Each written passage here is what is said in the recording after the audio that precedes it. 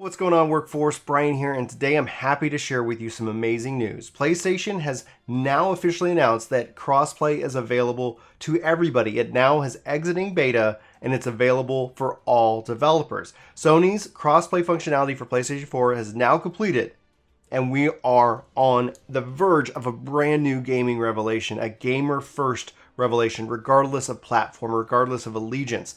And what's really great about this, if you guys didn't also see the news from yesterday, is that they are slashing the cost of PlayStation Now. You can officially play God of War for the PS4 anywhere you want that PlayStation Now is available, and this is really exciting. Obviously, internet is going to be a thing, and I am very, I'm very pro cloud because I'm seeing such a great wave, a whole new innovation that could be coming with it.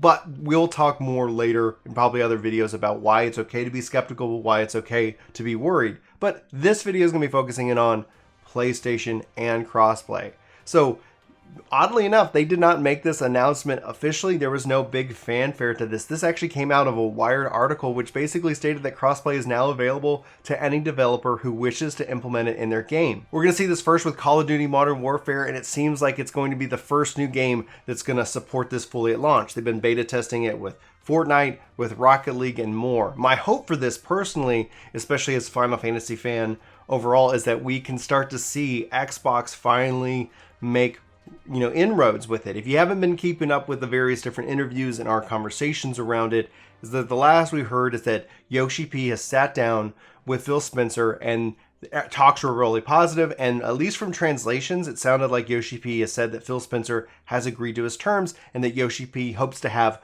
really good news soon.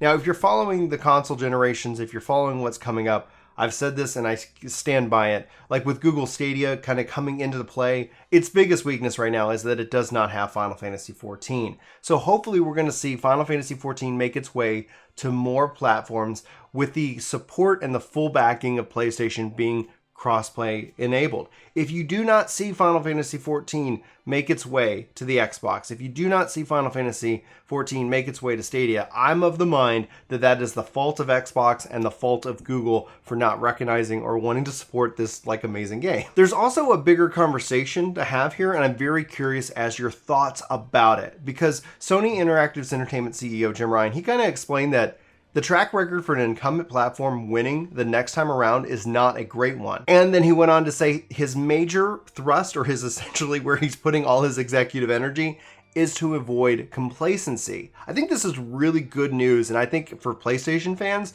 this should hopefully ring really true and help benefit the platform overall. We've seen some pushback. Now, I think the pushback should be pushed at Activision. They're the ones bundling and selling the product. But ultimately, we've seen this generation from where it started in 2013 to where we're kind of wrapping it up in 2019 and 2020. There's been some definitely big shifts in how people play games, how they enjoy games, and how games are enjoyed overall. We're seeing this now with Destiny 2's cross-save.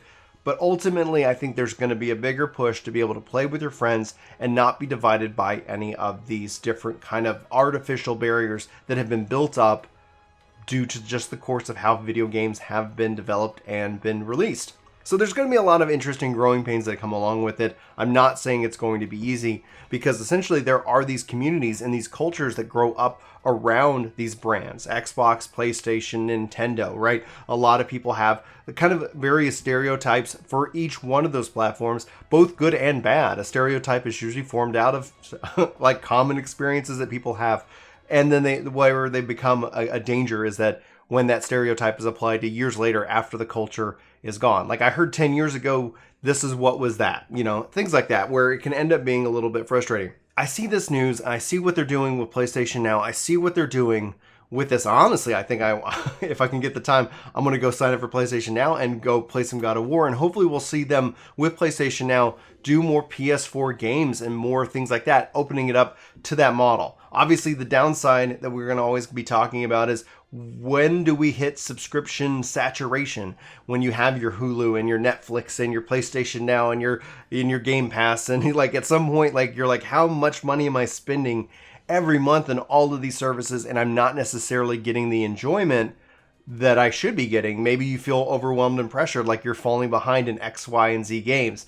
ultimately this is going to be a weird and interesting balance that we're going to have to kind of see how it plays out. But my personal hope, again, with the fact that PlayStation is fully supporting crossplay, that it is available to all developers, that we're going to see more and more games bringing us together as a gaming community as a whole and less division between us. And so that way you can play on the platform that you love and with the controller you love and the services you love, and you don't have to say, we can't be friends or we can't play X, Y, and Z game together. Hopefully this means more good news for Destiny. Hopefully this finally means that Final Fantasy XIV is going to be able to kind of break out of the PlayStation ecosystem as 100% and allow in more players. This is going to mean some growing pains if that does happen, because we're inviting more people, more different types of cultures, and that's going to, I think, where it falls on like this channel and other content creators to kind of help both welcome in people and to help educate people on, you know, the proper etiquette as we engage in this world of online video games.